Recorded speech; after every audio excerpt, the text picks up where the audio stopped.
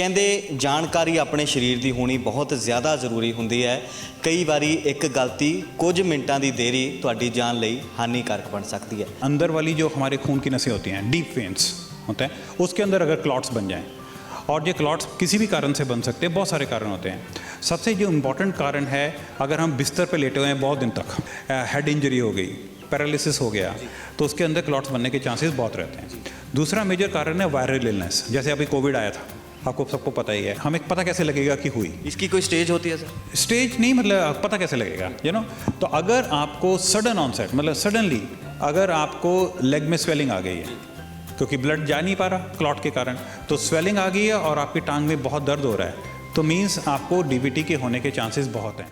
सत श्री अकाल दोस्तों, मैं प्रदीप ਧੀਮਾਨ ਤੇ ਤੁਸੀਂ देख रहे हो पब्लिक गार्डियन। ਕਹਿੰਦੇ ਜਾਣਕਾਰੀ ਆਪਣੇ ਸਰੀਰ ਦੀ ਹੋਣੀ ਬਹੁਤ ਜ਼ਿਆਦਾ ਜ਼ਰੂਰੀ ਹੁੰਦੀ ਹੈ। ਕਈ ਵਾਰੀ ਇੱਕ ਗਲਤੀ ਕੁਝ ਮਿੰਟਾਂ ਦੀ ਦੇਰੀ ਤੁਹਾਡੀ ਜਾਨ ਲਈ ਹਾਨੀकारक ਬਣ ਸਕਦੀ ਹੈ।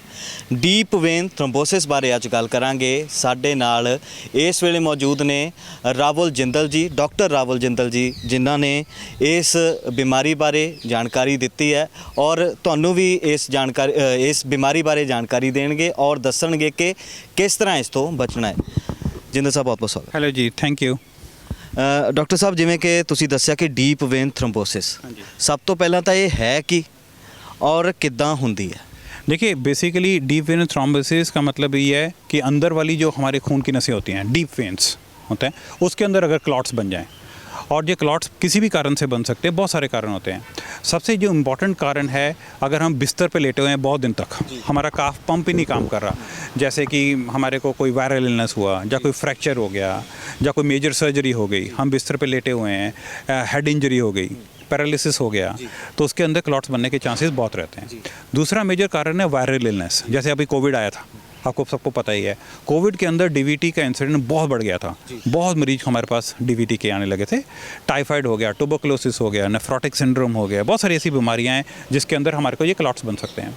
तीसरा रहता है कि कोई भी मेजर सर्जरी, तो जैसे कैंसर सर्जरी हुई, पेल्विक सर्जरी हुई, प्रेगनेंसीज हो गए, उसके अंदर क्लॉट्स बन सकते हैं। चौथा है किसी भी मरीज में बिना किसी कारण के भी क्लॉट बन सकते हैं, तो जेनेटिकली कुछ फैक्टर्स मिसिंग होते हैं हमारे बॉडी के अंदर ब्लड थिन करने के, तो उसके अंदर भी क्लॉट्स बन सकते हैं। तो देयर आर बहुत सारे कारण हैं जिसके कारण डीवीटी हो सकता है।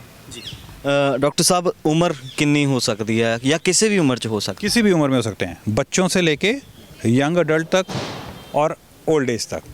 बट ये है कि जो एज रिलेटेड डीवीटी होता है, वो जैसे जैसे हम ओल्ड होंगे तो डीवीटी होने के चांसेस ज़्यादा होते हैं। जी, और अगर लक्षणों की बात करें, कैसे पता करें कि हमें ये हो सकती है या बचना भी कैसे इनसे? देखिए, पहला क्वेश्चन है कि हमें पता कैसे लगेगा कि हुई? इसकी कोई स्टेज होती है सर? स्टेज नहीं, मतलब पता कैसे लगेगा तो अगर आपको सडन ऑनसेट, मतलब सडनली अगर आपको लेग में स्वेलिंग आ गई है क्योंकि ब्लड जा नहीं पा रहा क्लॉट के कारण, तो स्वेलिंग आ गई है और आपकी टांग में बहुत दर्द हो रहा है, तो मीन्स आपको डीवीटी के होने के चांसेस बहुत हैं। तो इसीलिए आपको इमीडिएटली हॉस्पिटल जाना चाहिए, चेकअप कराना चाहिए कि आपको क्लॉट्स तो नहीं बने हुए, डीवीटी तो नहीं हो गया। Second is prevention. प्रिवेंशन कैसे करनी है? प्रिवेंशन के लिए सबसे इंपॉर्टेंट, जैसे मैंने कारण बताए, वही है कि अगर आप किसी भी रीज़न से बेड पे लेटने वाले हो, तो आपको मस्ट मेक श्योर कि आपके काफ की मसाज होती रहे, आप लेग मूवमेंट्स करते रहें। फिजियोथेरेपिस्ट को इन्वॉल्व कर सकते हैं आप। स्टॉकिंग ये टाइट जुराबें होती हैं, वो डाल के रखिए ताकि ब्लड वहाँ इकट्ठा ना हो। और आजकल मैकेनिकल पंप्स भी आते हैं जो आप पैरों पे लगा सकते हैं। और अगर आपको लगेगा कि लॉन्ग टर्म के लिए आपने बिस्तर पे लेटना है, तो आप अपने डॉक्टर से बात करके ब्लड थिनर शुरू कर देते हैं हम लोग। उससे क्या होता है कि पेशेंट को क्लॉट बनने के चांसेस बिल्कुल नहीं रहते। सो इस तरह हम प्रिवेंट कर सकते हैं। क्या ये भी है कि जो लोग बहुत ज़्यादा एक्टिव होते हैं, एक्सरसाइज करते हैं, उनमें भी ये हो सकता है?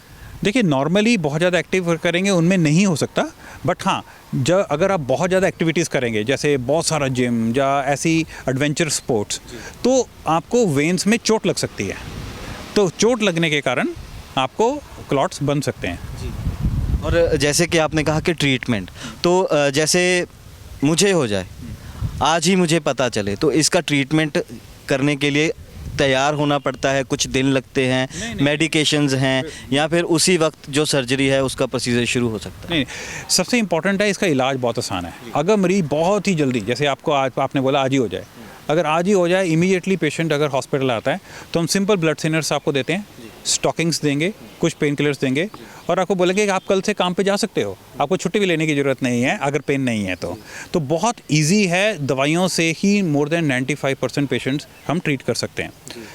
बहुत रेयरली कुछ पेशेंट हैं जिनको बहुत मैसिव क्लॉट्स हो जाते हैं, पूरी की पूरी टांग ही सूज जाती है, सारी वेन्स ब्लॉक हो जाती है, उनमें हम खून की नसों के अंदर जाके क्लॉट्स को रिमूव कर देते हैं ताकि लॉन्ग टर्म में उनके वेन्स के जो वॉल्स हैं वो ख़राब ना हों। जी, तो ये रोबोटिक होता है जो रोबोटिक नहीं, ये एंडोवैस्कुलर बोलते हैं, जैसे हार्ट में स्टेंट चलते हैं उसी तरीके से वेन्स के अंदर हम जाके क्लॉट्स को सक करके एंड कई मरीजों में स्टेंट्स लगाने की कोशिश करते हैं। जिस केस के बारे में आपने आज डिस्कस किया, जो 40s में अभी जो 48 इयर्स के जो शख्स आए थे, वो केस क्या था सर? वो बेसिकली वो था यंग मेल, बहुत ज़्यादा क्लॉट्स थे, सिंपल क्लॉट्स नहीं थे कि उनको दवाइयों से ठीक कर सकें, और उनको बहुत ज़्यादा पेन था। हमने उनको 24 आवर्स मेडिकल ट्रीटमेंट दिया, कोई रिस्पांस नहीं हुआ, तो फिर हम उन वेन्स के अंदर गए, सारे क्लॉट्स चेक कर लिए, उनके अंदर बहुत टाइट नैरोइंग थी वेन्स के अंदर, उसके अंदर हमने स्टेंट लगा के वो नैरोइंग खोल दी, तो 48 आवर्स के अंदर ही उनकी टांग बिल्कुल 60% से भी नीचे हो गई। एंड आज अगर आप उनकी टांग देखें, दोनों टांगों को कंपेयर करें 1 ईयर के बाद, तो आप कंपेयरिंग में आप ये नहीं पता लगता आपको किस टांग में क्लॉट थे, कौन सी टांग नॉर्मल थी। So it has got very good results. मरीज़ नॉर्मल रहता है उसके बाद, जैसे आपने कहा कि जो सर्जरी होती है उसके बाद जैसे नॉर्मल लाइफ में उसने जिम करना है या एथलेटिक्स में जाना है, क्या? एब्सोल्युटली, वो मतलब हमारी तरफ से कोई प्रिकॉशंस नहीं होते, बट डीवीटी वाली लेग में उनको कई पेशेंट्स को ऐसा हो सकता है कि उस टांग में थोड़ी सी स्वेलिंग ज़्यादा आए as compare to normal leg, उस लेग से वो टायर्ड हो सकते हैं। बट नॉर्मली अगर आप ट्रीटमेंट प्रॉपरली कराओ और सही टाइम पे ट्रीटमेंट कराओ तो normally you can have a very good life, normal life. Treatment के बाद के बस यही प्रिकॉशन है? ये प्रिकॉशंस है। हाइड्रेशन की बात आपने की थी, हाइड्रेशन के बारे में बता दीजिए। क्यों बात की थी? क्योंकि कई लोग जो जिम करें बहुत ज़्यादा, या समर मैराथन्स होती हैं, या हम करें कि ऐसी जगह पे जॉब्स हैं, जैसे आर्मी वालों की जॉब है जहाँ पे बहुत ज़्यादा आपको डिहाइड्रेशन हो सकती है किसी रीज़न से, उसके अंदर द ब्लड बिकम्स थिक हो जाता है ब्लड, तो उसके अंदर क्लॉट फॉर्मेशन के चांसेस रहते हैं, इसलिए हाइड्रेशन करना अपने आप को बहुत ज़रूरी है। डॉक्टर साहब, आखिरी सवाल ये है, कोई भी मरीज़ है, खर्चा कितना का जाता है? देखिए, जैसे कि मैंने पहले बताया था, इसमें खर्चा नहीं होता ज़्यादा, क्योंकि अगर हम मेडिकली ट्रीटमेंट करेंगे, जो 95% पेशेंट्स हम करते हैं ट्रीटमेंट, उसका खर्चा आज के ज़माने में जो नई मेडिसिन्स हैं around 20 to 30 rupees per day, तो कुछ भी एक्सपेंस नहीं है एक्चुअली टॉकिंग। तो it's to the order of 2 या 3 चाय के कप रोज़, तो इलाज बहुत आसान है, तो हर गरीब और हर अमीर आदमी इसका इलाज बड़े आराम से करा सकता है। जी, बहुत बहुत शुक्रिया डॉक्टर ਸਾਹਿਬ, ਥੈਂਕ ਯੂ। ਅਨਮੋਲ ਜਾਣਕਾਰੀ ਦੇਣ ਦੇ ਲਈ, ਔਰ ਉਮੀਦ ਕਰਦੇ ਹਾਂ ਕਿ ਇਦਾਂ ਦੀਆਂ ਜਾਣਕਾਰੀਆਂ ਤੁਸੀਂ ਅੱਗੇ ਵੀ ਸਾਂਝੀਆਂ ਕਰਦੇ ਰਹੋ। Absolutely, thank you. ਤਾਂ ਬਿਲਕੁਲ ਜੀ, ਡੀਪ ਵੇਨ ਥ੍ਰੰਬੋਸਿਸ ਬਾਰੇ ਜਾਣਕਾਰੀ ਅਸੀਂ ਲਈ ਹੈ ਕਿ ਖਤਰਨਾਕ ਵੀ ਹੋ ਸਕਦੀ ਹੈ, ਪਰ ਇਸ ਦਾ ਟ੍ਰੀਟਮੈਂਟ ਵੀ ਸੰਭਵ ਹੈ। ਸੋ ਜੇਕਰ ਤੁਹਾਨੂੰ ਵੀ ਲੱਗਦਾ ਹੈ ਕਿ ਕੁਝ ਫੀਲ ਹੁੰਦਾ ਹੈ ਲੱਤਾਂ ਦੇ ਵਿੱਚ ਜਾਂ ਸਰੀਰ ਦੇ ਹੋਰ ਹਿੱਸਿਆਂ ਦੇ ਵਿੱਚ ਸੋਜਾ ਰਹਿੰਦਾ ਆ, ਤਾਂ ਤੁਸੀਂ ਇੱਕ ਵਾਰੀ ਜ਼ਰੂਰ ਚੈੱਕ ਕਰਾਓ, ਔਰ ਇਸ ਦਾ ਇਲਾਜ ਸੰਭਵ ਹੈ, ਡਰਨ ਵਾਲੀ ਕੋਈ ਗੱਲ ਨਹੀਂ ਹੈ। ਔਰ ਉਮੀਦ ਕਰਦੇ ਹਾਂ ਕਿ ਅਜਿਹੇ ਹੀ ਹੋਰ ਖਾਸ ਜਾਣਕਾਰੀਆਂ ਨਾਲ ਲੈ ਕੇ ਅਸੀਂ ਹਾਜ਼ਰ ਹੁੰਦੇ ਰਵਾਂਗੇ, ਤੁਸੀਂ ਪਸੰਦ ਕਰੋਗੇ। ਉਦੋਂ ਤੱਕ ਲਈ ਬਣੇ ਰਹਿਣਾ ਸਾਡੇ ਨਾਲ ਤੇ ਦੇਖਦੇ ਰਹਿਣਾ ਪਬਲਿਕ ਗਾਰਡੀਅਨ।